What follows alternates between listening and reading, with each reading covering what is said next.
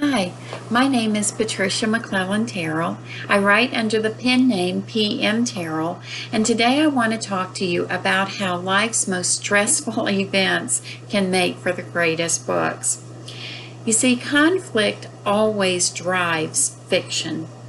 In real life, we may wish for things to go very smoothly, for things to fall into place easily, for relationships to be effortless, and, the days just go by smoothly. But in fiction, nothing can be easy because easy equates to boring. Plots and subplots take on a much greater significance when they contain one of life's most stressful events. So I'm going to tell you about a few of them on the stress scale. Number one is the death of a spouse, a child, or a close friend or family member, someone who is significant to the main character. Especially when this takes place at the beginning of the book, it can take us on a journey to discover the cause of death or the circumstances that are leading up to the death. It can serve as a departure point also for the future, such as a surviving spouse learning how to really redefine his or her life without the one that they love.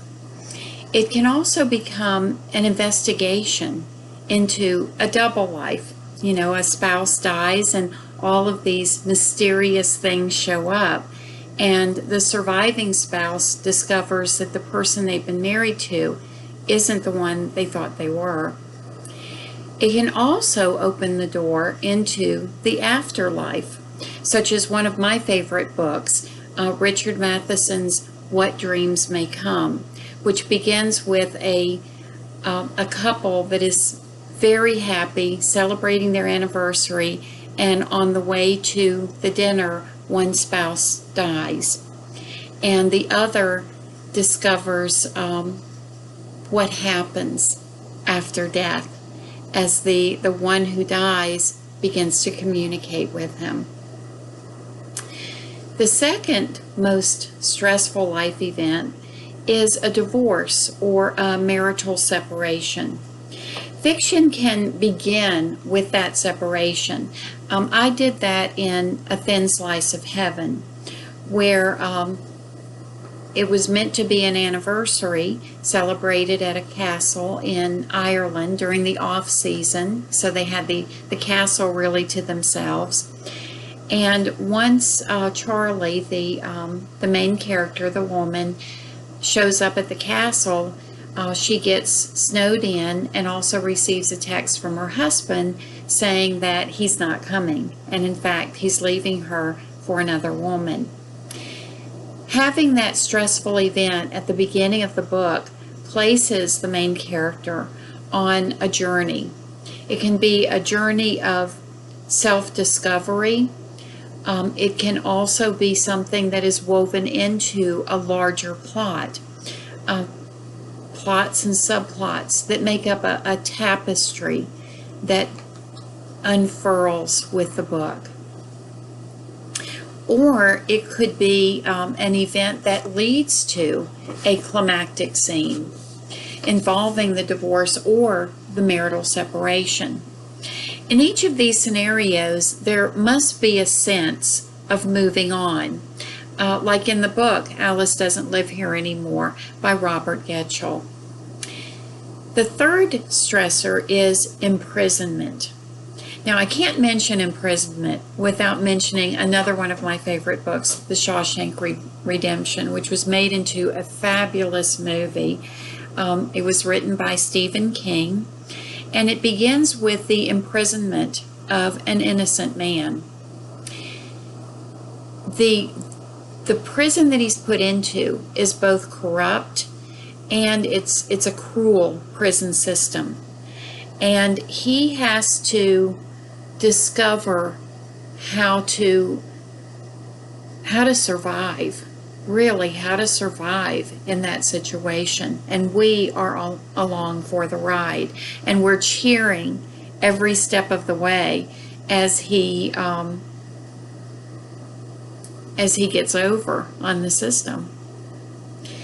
Imprisonment is also a common theme outside the law, such as a kidnapping, especially of a young woman or children, where the parent has to search for their lost loved one.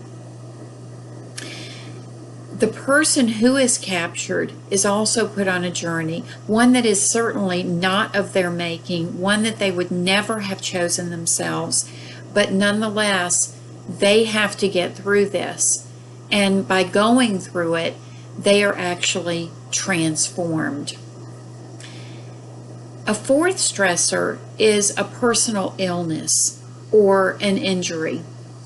The plot is meant to turn the character's life upside down, forcing them to look inside of themselves for the strength and the courage to survive. It's often used with the injury or the illness occurring at the very beginning of the book. We might have a glimpse into their perfect life, for example, before this circumstance besets them. The plot then brings the reader through their daily struggle. It causes us to empathize with their misfortune. In fact, all books have the ability to teach people how to sympathize and empathize and understand another person's life, their culture, and their struggles. And this is particularly true when there is a personal injury or an illness that any of us could get, regardless of how much money is in the bank or how perfect our life seems to be. Illness and injury besets everyone. This illness or injury, in addition to taking the person on a journey, could also force them to remain in one place and force them into a daily existence that they would not ordinarily have. An interesting book is The Art of Looking into Alfred Hitchcock's Rear Window. It's written by Stephen Scharf, and it's a fascinating study of the movie Rear Window. And you might have seen it with Jimmy Stewart, where he has an injury that forces him to remain in his apartment, and he begins to look out his rear window, and he becomes convinced that there is foul play occurring just across the courtyard. This journey takes him into a fascinating suspense without him ever leaving that one room. The fifth stressor is marriage. The plot can revolve around an existing marriage. It can lead the reader to the point where we're unsure whether the traumas and dramas that exist within the marriage is going to cause the marriage to become stronger and actually survive, or if it's going to destroy the marriage and possibly the characters themselves. It can also begin with a marriage of two very unlikely partners, total opposites, that they don't get along.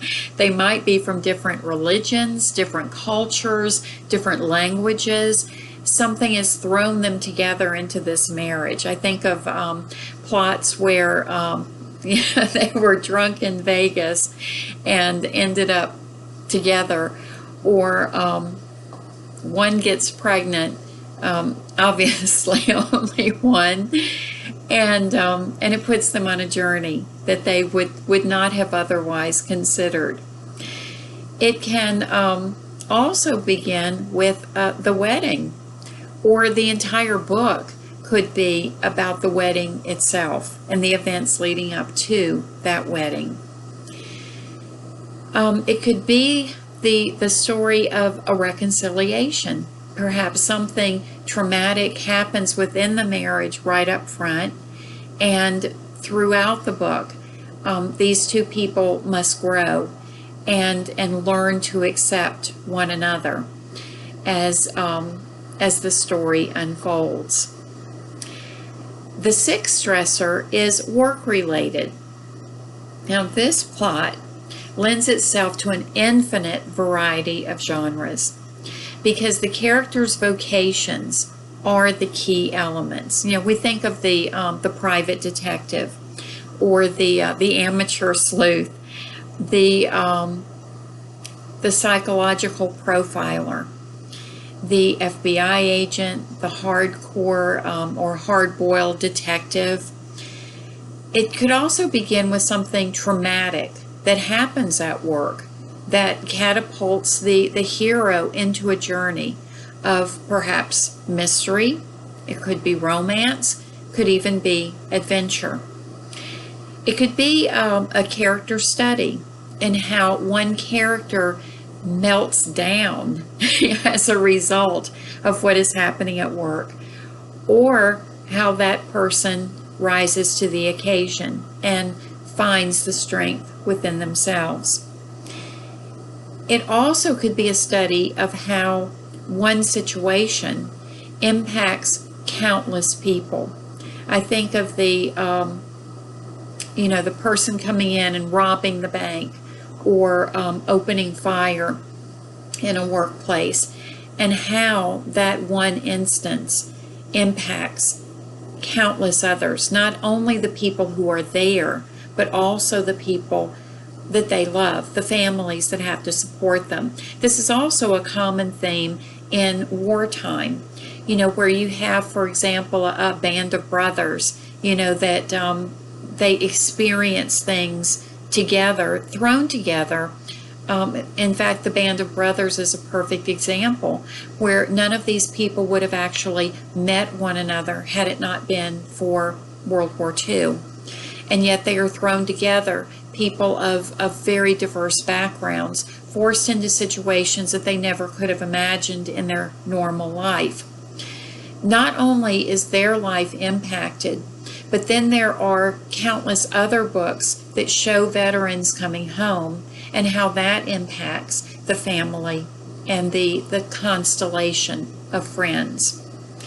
Work can also include things like palace intrigue, historical backdrops. I mentioned World War II and veterans, but it could be any war, any particular traumatic event, a coup, anything that affects a person's normal life that places them into the abnormal.